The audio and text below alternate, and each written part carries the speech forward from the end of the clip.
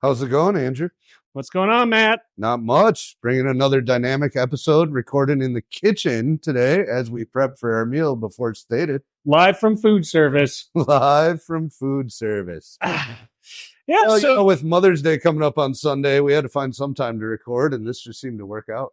I'm great at multitasking. So even though I'm trying to heat up some nacho cheese, doing some tacos tonight. Right on. Happy almost Mother's Day. Yeah, happy Mother's Day to all the mothers out there. You guys do an excellent job. Are you doing anything for Mother's Day? I'm coming home from turkey hunting, so I'm making sure I bring a gift home with me because, yeah.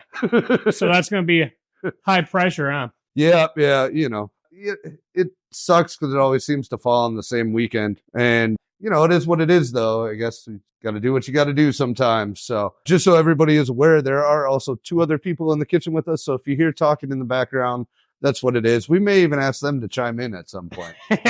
So, well, Andrew, why don't you go ahead and hit the intro and we will take this thing away.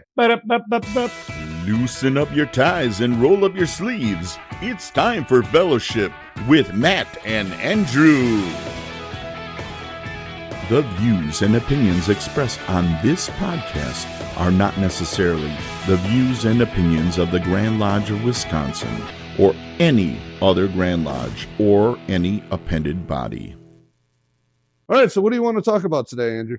So while I'm sitting here cooking, I think it would be prudent to talk about, come on out, cheese. I should also address graceful landing. Address the fact that we are recording this in a different fashion. We don't actually have mics in front of our face. We're trying out a couple of wireless lavalier mics to see how that goes and, be able to use these for some different sort of content and different type of episodes like this. So I was thinking, I'm in here, I'm cooking with two of my stewards right now who are doing a phenomenal job. They come in, they didn't even have a smoke break. They just jumped right in and started cutting onions and got right down to business. So I was thinking about how bonding kitchen services with our two officers here. They have to hang out with me a lot. Well, that's something we've had a lot of conversations about, seeing that we spent at least a year in the kitchen together, doing a lot of this stuff and taking care of that business. And unfortunately, I had to spend a lot of time with you in the kitchen, which probably led to why we have a podcast together now. Well, and outside, so I know in the past we've talked about how it bonds officers and it helps you learn how to work together and stuff like that. But I think it also does good for the guests who are visiting the lodge. So it's really good hospitality when it's a home cooked meal. Well, I think the concept of preparing a meal, even just going back historically, is a very, very important thing. It's always been important to, when you're entertaining guests, to provide food. And, typically for a long time there, it was that you would just do all the cooking yourself. And, I'm big on that versus, buying something pre-prepared or anything. I like to prepare food for people I'm going to have over at my house. I like to cook for my brothers. I like to do all that kind of stuff. I think you can insert a certain amount of love into it then, which changes the dynamic of just having perks. Yeah, and it builds because, one, it's fun. We had to come up with a menu this year, so it's very customizable. You can do a lot of interesting things. Like this month, we're doing, since it's so close to Cinco de Mayo, we're doing tacos and chorizo tacos with Spanish rice. Oh, I love it. And beans. Speaking of Spanish rice, Ethan, would you want to get started on the Spanish rice while he continues chopping? So instructions are going to be on. There's a bottle to your right behind you. Please don't cut any of that. I love it. No, this is live, dude. And live from the kitchen. What are we doing with this water over here? Smart. Techniques, guys. If you cover onions in water, your eyes don't burn. Well, we don't need any crying brothers in here. I didn't know that trick. I think cooking in the kitchen is a tradition that has been passed down since time immemorial. You imagine that craft lodges weren't getting takeout. Right.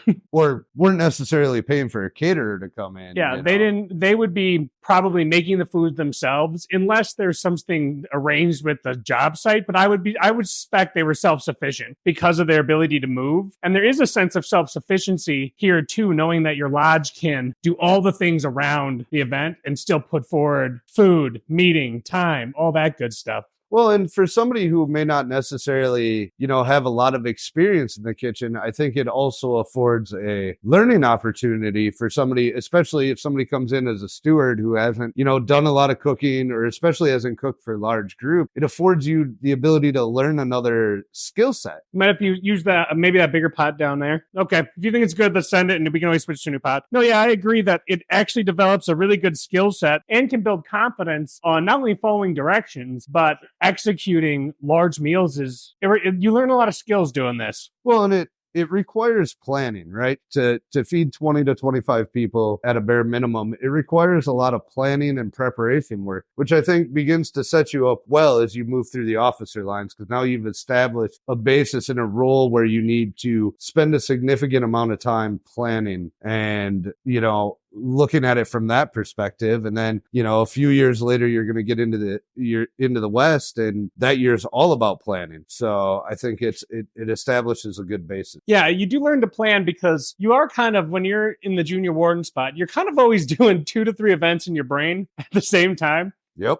So you're like, all right, I need tacos. Oh, also, we need to get this event set up. And, also, I have this large event set up, or large event where we're all going out for dinner, or a large event that I have to cook for, or a youth group to visit, or it really goes a long way to teach you time management and planning and the value of planning. I mean, look how well it worked out for us to have planned out a menu for the entire year, because then it took some of the pressure off. You knew what you were doing, right? Yeah. And me and these guys, we met before the start of last year at Ginger's. Plug again, why not? Oh, another Ginger's plug. I'm really going to have to hit Mary up for some money. And we put together this menu. So there's not a lot of us texting being like, what are we cooking next week? It's more like, all right, we know what's kind of going on. Let's, just plan around how to execute it. Right. And execution is critical, but execution becomes a lot easier when you've properly planned beforehand. It's a fun game that you also get to learn in the kitchen. The fearful game of, is this shopping cart going to be under budget? Oh, yes. The ever important budget. And, that may be more important for some lodges than others. But overall, you're always trying to keep things within a relatively decent cost spectrum, and not, the other hard part becomes, how many people do I plan for? How much food do I buy? If I buy for 30 people, are we going to have a ton of leftovers? And then I therefore wasted some of the lodge's money by having way too much food, Well, where's your fine line? Where's your happy medium where you're planning for extras, but at the same time, you're not planning to have, 15 pounds of food left over? And the big challenge too is you also don't want to turn people away. If people are here, you'd want to make sure that you have an adequate amount of food. So it's really hard to find that balance. And start of the year, I went and grabbed the minutes book, and I did the math on every single meeting to run the average number of people. And we average 33 to 40 people per meeting. Some could be lower though, 25. Right. But you never know. And I looked, there's no consistency. So it's not like, oh yeah, March is always light. Sometimes it can be heavy. So, sometimes it's a gamble. You'll get close. Sometimes you'll be perfect amount of food. Other one, you'll be like, dang, we need some people taking leftovers. Right. Well, and especially, weather's a big factor, especially for the winter meetings in Wisconsin. You could see a great turnout for a February meeting, or you could have a giant snowstorm that day that prevents a lot of people from coming. Correct. So it's always, it's a little bit of a gamble as to what you're going to get. You just hope that you're close at the end of the day, right? Yeah. And when you're doing that shopping cart and you're trying to do that math, that is a stressful game. It is. Where you're like, dang, dude, I want to make sure I got enough, that everyone's happy, and that it's good. But what I found is when I go to the store, very ambitious. I was going to make my own taco mix. I was like, yes, I'm going to make my own taco mix. And then you bought taco seasoning. Yeah, I did the same thing. And then I was like, when you're there and you're watching the money start to tick up in your head, you're like, we're just getting this 59-cent seasoning. We're cutting down. I was going to make my own salsa. I was like, nope, we're buying jugs. That's not even necessarily always a cost expense. Sometimes you just need to look at it as a function of time too, right? How much time do I really have to prepare this meal and get it going? And how, if I get overly ambitious with it, am I going to find myself in a spot where I can't get everything done, and then I'm going to serve a subpar meal? Well, yeah, and the more ambitious the meal, the more time it's going to take, and that's how are you going to find that? We're here at 4. I'll usually get here at 4, even if it's an easy meal. It's a good time, just enough time to set up and prep. But then, I was here at noon today. with my dad, my mom, the kiddo, and a dog.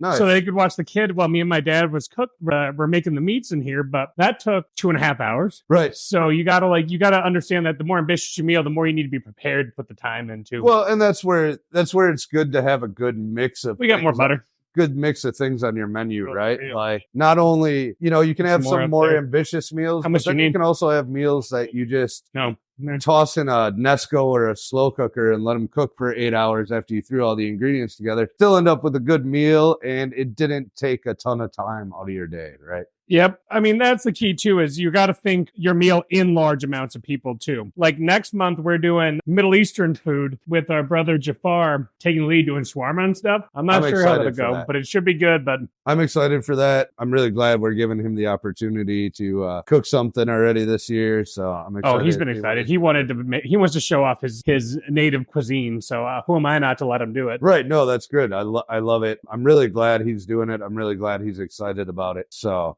that'll be good. I'm really looking forward to that one. Well, what else do you got, Andrew? Otherwise, we'll keep it to a really short episode for our listeners today. We're at 12 and a half minutes right now. Oh, we can go a little longer. But yeah, I mean, it can be hard. Like we are busy as a lodge, so making some dynamic content can be a fun alternative. This is like call it behind the scenes, behind the lodge. Well, I mean, yeah, that's not a bad idea. I mean, one of the tricks that I think I've at least seen in podcasting is you have to keep things fresh and mix it up from time to time. Like we did one from turkey hunting camp. We'll probably do one from deer hunting camp in the fall, just to kind of keep that tradition going, maybe of doing one from hunting camp. It's kind of fun. I don't know that we'll necessarily sit outside for that one. That'll all be weather dependent, but we had a really good time doing that episode. I'm enjoying doing this episode this way in a, more casual manner than we even typically are, but these lavalier mics give us the opportunity to even record on a drive somewhere when we're traveling, all sorts of different stuff, and, keep the content fresh for our listeners. They're not just hearing us talk all the time without any background noise or anything else. I got a hard question for you. Okay. When was the last time you guys actually got a turkey? Yeah, we're going to bypass that question. No, so I've only been turkey hunting for 3 years now. Oh, okay. And we've only been turkey hunting this property, my property up north, my family's property up north, I should say, for 3 years, because for a long time there was no turkeys on the property. Okay. And then we had some logging done, and a bunch of different sorts of wildlife started coming back, including that bobcat that was discussed. It's actually 2 bobcats, but we had a bunch of different type of wildlife move back into the area because of the new cover opportunities and open areas that the logging afforded. So we've been hunting out there for 3 years for turkey hunting. I'm slowly becoming a more skilled turkey hunter. I can get the toms to answer my calls, but I haven't gotten them to actually come into my calls yet and come out into the open and give me a shot. So, and that's kind of where we're at. None of us have gotten a bird up there yet, but we listen to them talk back to us all the time. I mean, we've sat there calling the same tom or a couple of toms for hours. I think 2 hours consecutively. We had him answering us, and he wouldn't come out. So that's kind of a rough shake of the dice. At least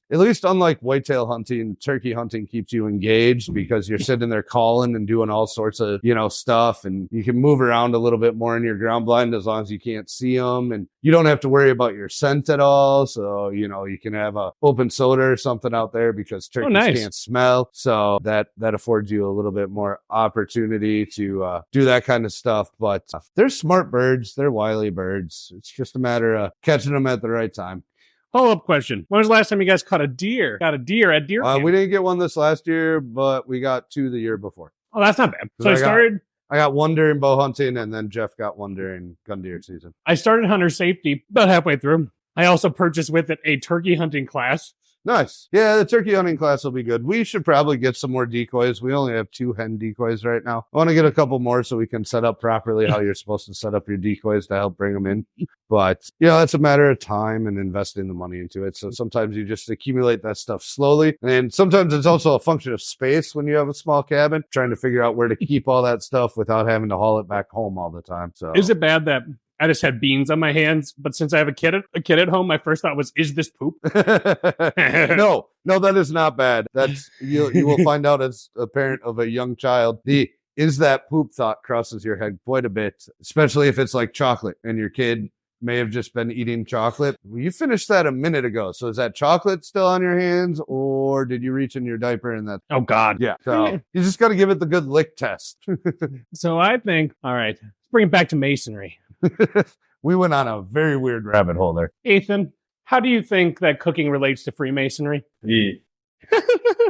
All right, we'll try Jesse. Hey, Jesse, we're on the line now with our steward, one of our stewards, Jesse. What do you think is one way cooking can help you improve as a Mason? It's the bonding aspect. It really helps get to know the other officers in the lodge. I progress from junior steward up to senior, hopefully next year, and I'll have somebody underneath me who I can teach and show the ways of this, actually. So it feels rewarding to learn this and be able to pass on our traditions to the next generation or to the next officers coming in. You know what's interesting as the senior steward? So you're going to be paired with Deacon, who's been out of the kitchen for a year or so. So technically, you're going to be the most experienced currently in the kitchen while they're trying to refresh on all the stuff. So it's kind of like you're the second in command in the kitchen. Oh, absolutely. It should be interesting seeing our Deacon in here. See what his menu's going to be, you know what I mean? I mean, he's also married to a cook, so could be an interesting year. A little intimidated. You guys might have a little less work. And for all of our listeners, that would be our junior steward, Jesse Regal, who has not been on the podcast yet. You've been a Master Mason for what, about a year now? April 20th of last year, I became a master. Yeah, so just a little over a year. There we go. Coming back to Ethan. How does cooking relate to Freemasonry? Hang on, I can't think about You got him doing too many things there, Andrew. He's trying. You're catching him You're off guard. taking an onion and you're making it from a rough onion to a perfect onion. Boom. Rice takes patience, takes trust. You got to build it up. Jeez, you're stretching now, Andrew. You're stretching. I'm doing a good job. Oh, Cool. man. Well, I think it's a good little small, unique episode live from Lake's Kitchen. And yeah, I think we'll leave that to you. In our next episode, we'll be back to our regularly scheduled programming. Yeah, until we go to annual communication, which that'll be a lot of fun. Then it'll be wild again. We'll see what kind of interesting episodes we can bring you there. But yep, look forward to more different kind of stuff. We'll get back. We'll do a lot of our usual stuff, but more different kind of stuff. We're gonna try to get back to getting some more guests on, and yeah, we're having fun with it, and we hope you're enjoying listening. Make sure you follow us on all our socials. There's a new feature on Buzzsprout now where you can actually click on a link that will text message us through the Buzzsprout app, and we can respond to you there. So if you want to reach out to us that way, you can, or feel free to email us at timeforfellowship@gmail.com. All right, you guys, you have a good day. Stay frosty. Everyone.